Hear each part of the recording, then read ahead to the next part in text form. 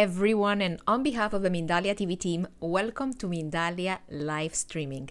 Today we're going to be having a very interesting conversation with Mari Santana. The title that has been given to this space is "The Power of Your Story." If you don't know Mari Santana yet, it is my pleasure to introduce her. She is a communications professional and strategist, speaker trainer, Fortune 500 public relations manager, and award-winning journalist, among many other things that Mari has to share. That's just the tip of the iceberg, is said, right? Mari, welcome to Mindalia. You are with us now. You've been with us in Spanish, and it's our great pleasure to bring you to our English camera today. How you doing? I'm doing great to be here in this English-speaking space with Mindalia TV. I'm one of the fans. I don't miss any of the any of the experts that allow me to grow personally, emotionally, and physically. I'm there. So I'm so grateful to all of you for tuning in. This is going to be a moment for all of us to learn about ourselves and about the stories we tell ourselves and others and how those stories impact our lives. So thank you for having me. It is my pleasure, Mari. You know how excited I am to have you, to have the opportunity to bring you to share your story. And that's actually the title of what we're going to be doing right now, The Power of Your Story. And power. Yes. I want to concentrate in the word power. Where does the power lies when we are talking about who we are? And we decided that we wanted to start this conversation from the point of our inner dialogue. What's that story that we're telling ourselves, and why is it so important? Exactly. That is the first story that we begin to examine. What are the stories that we're telling ourselves? Especially in these trying times, we tend to think of the negative because we see so much negative around us, because we focus on news or on the fact that we don't know what's going to happen tomorrow. A lot of us have lost work opportunities. I mean, everybody has lost work opportunities. From Obama, who was getting millions per speech, he said he had lost opportunities. Imagine us. So how do we look forward to the future? I think that we start by thinking of the stories about ourselves. You know, what is your story? But let's not start with, oh my God, I lost this and I lost that. Let's start counting our blessings. You know, what are those blessings that we can account for, that we've had throughout our lives? What are the success moments? If you start focusing on the successes, think about it. Successes only. Let's make a list of all of those successes, and let's start going into the energy of each and every one of those successes. What did you feel? What did the people around you felt? What was the ambience? What were the walls like? What color was the sky that day? How were you dressed? What did you eat that morning? Where did you go to eat after for the celebration? What are those happy moments in your life? You know, that guy that you met when he asked you to marry him, or what about that beautiful woman that finally told you that she does love you and she wants to marry you or she wants to be with you? What about when your mother gave you a big hug because she told you how proud she was of you and your accomplishments, or just for who you are? You know, when was it a time that you felt completely appreciated and inundated by happiness? So we start with that. Why? Because that brings forward and it raises the level of our energy, our inner energy that needs to be at a very high level so that we can start feeling good about ourselves for the moment that we need to start planning the next step. You cannot move forward with the same mentality of being in trouble. If you have a troubled mind cannot think forward. It cannot be visualizing a better time. It cannot be actually manipulating the why and the how of how are we going to get strategically to the next step. Because if your mind is bogged with all kinds of miseries and you're surrounded by it, you're not going to be in that energy level. That is why it's so important to go and find those little golden nuggets of our lives. Maybe when you had that wanted baby, or maybe when your daughter turned 15 and you had the quinceañero, or maybe when you went on a cruise, or maybe when you met Mickey Mouse for the first time, or maybe when you met your idol, you went to see a rock concert and you got picked to go on stage. What are those little golden moments that we can go into and start feeling that happiness again? Once you raise that level of happiness, then let's start thinking about what is it that I can say about myself that is going to connect with the people that I should be talking to, my target audience, because every story has to be structured for a target audience. You don't see Steven Spielberg writing stories for people that don't care about the Holocaust, or don't care about extraterrestrials, or don't care about the things that he is so passionate about. His target market is so well known to him that he writes according to what those people want to see. So what is it that people that you are interested in engaging, what do they want? What's making them tick? And what experiences have you lived through that connect you to that particular situation? So that's the story you're going to tell. And you're going to tell them 3 things. Who are you? What have you got to offer? And why should they care? Who are you should be in accordance to the needs of that particular person, or that particular team, or that particular organization. Okay? What have you got? Bring about the skills that connect you, that will add value to what they need done. But don't talk before finding out who they are, what they want, and why would they want you, or who are they looking for. So start building your story according to the audience that's going to be receptive to it. Don't just talk out of your mouth. I don't believe in people having like a singular resume or a single story. My neighbor across the street, it's Indian, and when they were looking for the parents were looking for a husband for the girl, they do a lot of searching, and they have a matchmaker, and then we had to write a beautiful story about her. And I said, okay, we can't just have like a generic story about you. Tell me about the guy that you like, the guy that you want to go after. And she described this one guy who was an absolute jewel in the community. Tall, dark, handsome. And she was like, but I'm short. I said, don't worry about it. I'm going to go to a store in Miami, and I'm going to bring you the highest heels I can find. And with that beautiful sari and a fantastic makeup with Tia Mari, you're going to look fabulous. Well, let me tell you, she married a guy. But the story that we told was one that was according to the likes and dislikes of his family and what they were looking for. Okay? It's not that I was transforming her into somebody else. It's just that I was looking for the connecting points. Let me ask you, I want to ask you something, Mari. I'm sorry to interrupt you. I'm just dying to ask it. For what I've been hearing then, it is going to be our story. It's not something fabricated. It's not something fake. We're just going to get our story as authentic as it is, and then tell it from the perspective of the person that we want to bring the story to, right? Yes.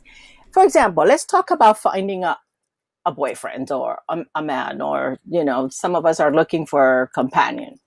If I were to find if I meet a guy, somebody tells me, I want to introduce you to this friend of mine. He went through hell with the wife, she cheated on him and it was horrible or whatever. And the first thing you do when you meet him is start talking about, I was cheated on too, and I hate people that cheat, and you start going into that negative energy. What do you think that guy is going to say or do? Do you think he's going to want to hang out with you? I don't think so. Why? Because he's probably looking for somebody who wants to talk about being committed to a person, being loyal to a person, being there when he's needed, or just trying to move on from the negativity that went through that person's life. So we're not what happens to us. We are the experience of what happened through us. It's not what happens to you, it's what happened for you that helped you transform, grow, develop resilience, and become a better person. So that's the part that you're going to be communicating to the new person that you meet about your resilience, about getting over pain, about how to start rebuilding your self-esteem, how to be open and willing and able to love. And what do you think that person is going to do? That person is going to be, looking out to want to have more time with you because you lift them up and they lift you up. And who knows, you could fall in love. I'm guessing that that's going to also work, or one of the scenarios in which we want to put it would be, of course, when we're looking for a job, when we're looking for even social activities, right? Because there's something that we tend to forget, and it can be even awkward when you try to make friends as an adult. Once you are Yeah. an adult, it looks like it gets even harder. It's not the same as when you're kids. You just get to the playground, catch eye or like meet someone and you say, let's be friends and let's play. How can we present ourselves to friends? There's nothing else, no interest but friendship. I think that in this era where we're all connected to some kind of personal device, just being there, just being human, the human to human connection, it's very important. I have four nephews, five actually, and when they come to my house, they think there's something wrong with my internet because I tell them they cannot bring their phones or iPads because I have very weak signal. And one of them said to me, Didi, I think you have illegal internet because internet should be strong, not so weak. And I have a big sign as you walk into my living room that says, this is a no device zone, only human to human contact. And you have to understand, as kids, they don't really like coming to my house anymore. But the best thing that you can give another human being is the human touch. Don't text, call. Because there's something very special about listening to somebody's voice, because a voice has eyes and ears. You know when someone is smiling, and you know when someone is speaking from sadness. I know Zooming is great. You can Zoom, yes, but maybe you could do a social distance meet and greet. Maybe you could be 6 feet apart, but have coffee in a park. Maybe just get together and go and buy a pair of shoes. Socially distance, everyone in their car. But this human touch, we need it. This is part of who we are. And we have been isolated for so long that it's beginning to feel like a lonely planet in each and every one of our homes. And technology is not going to fill that. So I think the best thing that you can do right now, if you want friends, is to be as human as you can, and to look at people in the eye and to be able to ask them, "How are you?" No, no, no. How really are you? What's happening to you? How are you feeling? How is all this affecting you? What's missing in your life? Is there anything that I can do for you? Because people are in isolated islands right now. I agree with you. Something else that I wanted to ask you, take advantage of your time and your wisdom. We are telling our story, and it's not only verbal. There is going to be a lot of other things involved in the telling of our story, such Yes. as our body language. Our body language, can it be just generic, or are there differences in the body language that we can use depending on the context in which we are working? Exactly. For example, if you were to go for an interview, let's say at a rock club, or let's say after post pandemic, we'll be able to go to a club or something, and you go dressed up as if you were going to a Catholic high school, with all the with the long skirt and all of the protocols that are called for a non-school, you're not really going to fit in, are you? Whereas if you go with your punky hair and your wild makeup and just wild personality, you're going to connect. So every situation calls for how you look, and I have a friend that always says, how you dress, I shall address you. How you dress, I will address you. And And that if has you nothing to do with the brand or the how expensive your clothes are, right? Absolutely not. Absolutely not. What people think, that if you think that you have to be a walking billboard for a designer, then there's something wrong with you. Why? Because you're putting the value on what you put on your body. And what's really treasurable is what's in here in your mind and in your heart. What you put out through your eyes. How do you look at people? Do you look at people as if they are valuable, or as if they are, whether you can size them up, whether they have money or not? Do you make a facial expression because someone is addressed to your liking, or because they're not perceived as having money, or being poor, or being decent or indecent? Do you have a judgmental outlook about people? And so to me, it's not the outfit that counts. When you open your mouth and when you speak, and when you look at me in the eye, or if you don't look at me in the eye, then I will know whether you want to connect or not necessarily judge you. I'll just understand what position you happen to be at that moment. That's super interesting. Having said that, what would you recommend for an interview? Job interview, very first day, I'm going to walk into someone's office. What's the proper or ideal outfit? And I want to know from your perspective, what would be an ideal greeting as long as I enter that office and I am in front of the person that's going to be interviewing me? I'm going to squeeze you, Mari. I'm going to get all your wisdom. Okay. So if you're going to, let's give me a name of a company that you've been. Let's say Tate Inc. Okay, no. Okay, so what does Tate Inc. do? Let's see. Content creation. And mystical content creation. What do they have any pictures posted on social media about their offices? Have you taken a peek as to how people dress in their offices? What their offices look like? Have you seen any of their outings? Have you read any of the posts they've made? Have you read any of the blogs? Have you seen any of the companies that they serve? Do you know what their promise to the customers are? What their promises are? I think I get you. So basically, do you understand? Investigation. Do you understand the dynamics of that company? When you do, you will know how to dress. You will know what colors to choose. And you will know exactly the kind of language they like. Because if they're very relaxed and you go all prim and proper, good afternoon, my name is, you're not going to connect. Whereas you go, hi guys, I'm so excited to be here. This is awesome. Maybe they'll see you differently. Maybe they'll connect. Mari, same thing.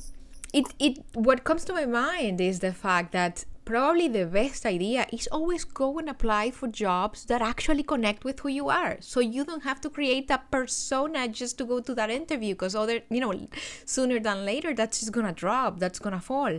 How about we start directing ourselves? Yes, that is a great point. And I highly recommend that. But in this highly competitive environment that we're in, especially when there's millions and millions of people without a job, how do you stand out? And the way you stand out is you always do the work. Don't ever show up for an interview without knowing even more than your interviewer about the company, even more than the interviewer about that company's goals, about the latest thing they've done, about how your talent can be used. Not like I'm coming in here and I alone gonna fix it. No, you cannot do that. But you can say, where I worked before, or part of my experience allowed me to work with a team and bring them up to the next level or to that level. Together with your team, we can do this, or we can do that, or we can expand. Or I have a greater vision of your company. Maybe you can push it to this particular height, and that they had not seen before or sensed before. But if you don't do the work, if you don't find out who they are, then how do you suppose that you're going to fit in? And it's actually a very loving and kind thing to be prepared and know where you're going to. It's not only a smart strategy, but also harmonious and kind, energetically speaking, to know where you're going to, so you can even respect their traditions. I really like that answer, and I want to jump into something similar but not the exact same, because I know you are the source of the information that people need to hear in regards to presentation, in regards to actually, yes, bringing yourself in an impeccable way. So Let's say I'm going to change the scenario, and let's say that Mhm. I am going to meet my in laws for the first time. That's a Okay. very, very important step. What should Okay. someone know when doing that? I think you need to know about his parents. You need to ask as much as you can. And if you can't, you better go and on their social media if you can and find out their friends, look up their friends, read as much as you can. But ask, ask him. Ask your boyfriend or your beloved, ask him about them. People are not offended when you ask them about the backgrounds of their families, like, but don't do it so blatantly. You can say, what was the most loving thing that your mom ever did for you? How did your parents meet? What do you think is the nicest thing about your mom that your father loves? What's your mom's special dish? Does she like cooking? Is your dad handy? Does he like to build things? What are the places that your family has gone to? What would be one place that you'd love to go together as a group with everyone in your family? What are some of the things that they envision for their, old age or their next step in life or, their company or whatever it is that they have at hand? But become interested in that person's life and the people in it and how those people have impacted his life, and it becomes a conversation. And in a conversational way, you're going to make mental notes, and as soon as he walks out the door, you're going to start making a list and you're going to start writing. Okay, mom loves blue, she likes to cook pasta alla raviata, dad likes to build things with wood, and so when you get there, be yourself, because there's a reason why he's bringing you home, and that's because he feels that you will fit in. And one of the first the biggest mistake a lot of women do when they go meet their folks is that they get very nervous, and or they dress up and go get outfits and a look that it's not really who they are because they want to impress. They color their hair, they do the nails. Maybe they all they do is just put gloss on their nails, but that day they go to get their nails done at the Chinese shop, and then they have these long. And maybe it turns out that the mom hates those nails. You never know. But just be yourself and be informed, because I think that once they realize that you care enough to find out what makes his family tick, what makes them who they are, and that you're interested in their history. Maybe you want to look up their last name and, go into ancestry.com and go, did you know that name came from such and such a place? And da da da da da da. They're going to go, what? And did you know that there's an actual, hero in a particular war? Was that your grandfather? you know, what are the things that you can actually dig into without looking noisy? You don't want to be a nosy body, but what can you find out to expand the conversation, to deepen it a bit? Talk about your family, talk about the things that make your family tick, talk about the things that interest you. Talk about the struggles that you've conquered, but not in a sense of victimhood, but victoriousness, you know, resilience, aptitude of getting through and moving forward, because nobody wants to get involved with people that they perceive are going to be, trying to save the world and bring their entire extended family over, and then that's what life is going to be for them. But talk in terms of like your parents. What is it that your parents do that is very unlike people of their age? I believe that you told me they go to college, right? They're both studying, and I'm Yes, like, they're both finishing wow, master's degrees right now, and they're almost hello, 70s. in their 70s. So that's a very peculiar thing about your parents. And to me, they look very young. They are young and vivacious, and maybe his parents or whoever you're going to meet, when he brings you home, you may want to talk about your parents. What how fun it is to be around them, because they have a life of their own, and they're still looking for opportunities. They think that learning doesn't stop until you go to the grave. I think that makes you very interesting. Yes, I definitely like it, and I'm pretty sure that there are useful things that have been said in this time. And I gather what we have so far. We know that we want to build a nice story based on who we really are, seen from the perspective of whomever we're going to be meeting. Yes, like who are you? Who are you? Answer Exactly. these three questions. What do you have to offer? And why should those people care? But before you even do that, you need to analyze, figure out, study, research the audience that you're going to be telling that to. Mari, we research about the audience. We think we know about ourselves, but the truth is that we look very, very little towards whatever is inside. Some people struggle when it comes to telling your own story. It can be a struggle because we don't do self observation. Why do you think we struggle so much with defining ourselves, with describing ourselves, and where can we start from?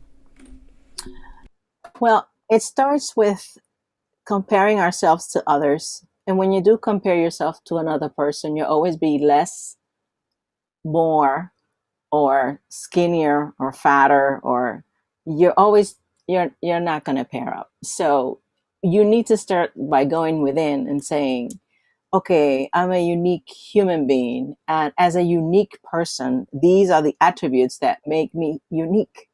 These are the combination of skills that I have acquired and the experiences that I have lived through, and what these experiences have done for me. And this is the kind of person that I have become. So this, the sum of all things, makes me the perfect candidate for this position, the perfect future wife or future husband, the perfect representative of this particular situation, opportunity. So, or the perfect business partner.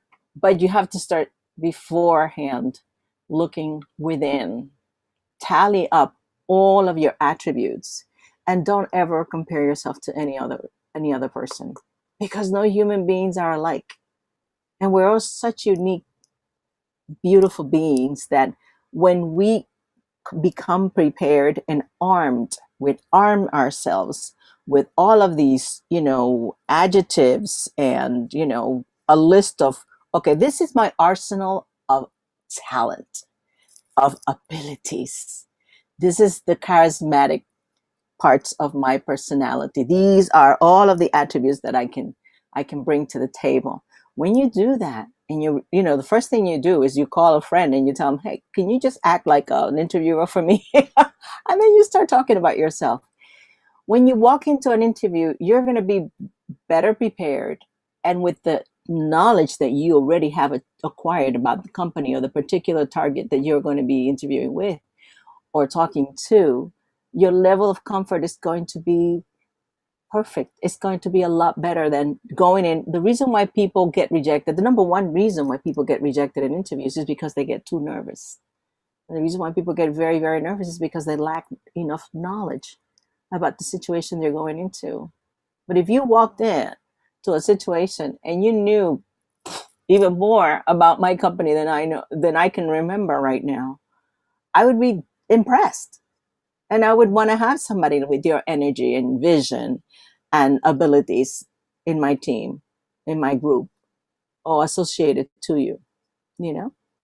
We know now that research and preparation for an opportunity in which you're going to be facing a It's potential paramount. partner, boss, is definitely a huge part of a combination. But some people have a great charisma. Some people are super fit to develop themselves in a situation within strangers. But there's people that are not like that. There's people that are shy, introverts, and they are still going to be facing that. Can you share any tips? Do you know anything that someone could do just to be prepared for that moment and make it feel less anxious about an interview, for example? You need to practice. You need to take all of these things that I've told you and practice, and pick people, good people that you admire, and have them listen to you. You need to pick up the phone and whoever you're talking to, your grandma, grandma, I'm going to practice this particular message. This is message 1, 2, and 3. Everybody should always have 3 messaging. Who am I? What have I got? And why should people care? Okay. You learn those messages. That becomes your strategy. I recommend that people write a 2-minute monologue of who they are with all these 3 messages together. Then narrow it down and do it in 1 minute. And then try to think of themselves as a TV commercial, sort of like a Super Bowl commercial, and then just tell it in 30 seconds. And you start calling grandma or auntie or whoever, your best friend. You say, okay, I'm going to rehearse the 30-second now. Here's what I'm going to tell you. Just in case I meet somebody on an elevator who is looking for somebody like me, I can give him the elevator pitch, my 30-second commercial. And you practice. And when you bomb in an interview, don't take it as the end of the world. That just means that you're getting better for the next one. That was a great rehearsal. If you knew how many great talent, Broadway talent, has to go through all of these go-sees. My son is an actor in New York. They go do these go-sees. The go-sees is, let's see how you look like in this particular role. If everyone that got rejected never acted again, we would never have the darn good actors that we have nowadays. Nobody would win an Oscar, because it takes rejection to become better. And when you get rejected in one particular situation, I think you should just take mental notes or record yourself and go over it and say, okay, this particular answer, I need to get better at it. I need to rehearse this other answer. Maybe I need to, okay, I forgot to bring about these talents that might have been good for that particular situation. Why didn't I think of that? So instead of feeling depressed or feeling down, just say, okay, next. I'm going to do better next time. This was a good rehearsal. I think we should do a whole new hour just on rejection. I loved what you said, that if people would quit on the first rejection, we wouldn't have all we have in the world right now. But exactly. We don't have enough time to go into that topic, which is going to be very long. And there's something I've been wanting to ask you. You have a great career. There are years of experiences and very important jobs and things you have done. If there was something the Mari today knows that you wish you would have known when you started in this career, what would that be? I wish that I had touched more lives when I traveled with Mickey, Minnie, Pluto, Goofy, Donald Duck, and Daisy. I wish that I had the opportunity to see more sick children, to go to more hospitals, to go to senior centers, because the magic that I saw in those places was 100 times more exciting, more rewarding, and more joyful than any project that we did in front of 300,000 people. So yeah, I wish that I always wish, what would have happened if we would have taken 3 months to just go and see all the children in all the hospitals with all these characters, instead of going, just for a few hours because we were in the town for a particular event. I think that is the one part of my most exciting time in terms of being on the road that I wish I had done more. That the situation lend itself for us to, like, let's say, take all the personalities, the characters, let's say, into Brazil, the streets of Brazil, or the streets of Peru, or Ecuador, Dominican Republic. Like, just bring that kind of voila surprise. We are in an era, it's the era of communication. Basically, almost anyone can just be in front of a camera. Now we have the tool, we have the resources, and there's a lot of people reaching millions of human beings on a daily basis. What do you think we should be putting out there? What's that message? What's that from your heart? What do you think people that are in the position of impacting others, what can we do to make this world a better place? First of all, show your best self all the time. I always tell people, my hobby is to take pictures of the books that people have in their back when they do live shots on CNN, MSNBC, and then I I highlight it and I open it up and, in Zoom, and I look at the books and I go, oh my God, so and so reads this book, that book. I mean, I did that to Rama. I did that to like a bunch of really big personalities I admire. And so then I know what's in their head. So when people look at you, you need to be visually pleasant. You need to be seen in your element. You need to show part of who you are. I love nature. I love to be surrounded by nature. Right now, I'm in my little RV because I'm on vacation. And but I cannot be, even if I have nature around me, I have to have it in close to me. So this is revealing a little part of me. So when you are going to be speaking to people, speak to them from the heart. Try to also listen, because I don't like talking at people. I like to talk with people. I like to do, two-way presentations. This is why I told you that I'm totally against, I can do a 14 to 18 minute monologue, a presentation, but all of the training that I do with professional speakers, it's always about, let's talk to people, not at people. Because when you talk at people, you're telling them things that they should do and they shouldn't do, but you're not really listening. You got to be able to develop an ear to listen to your audience. You got to be able to develop, the body language that allows them to listen to you other than your voice. And they have to be able to show you with, because when you're speaking to an audience of 100, you have 100 different faces.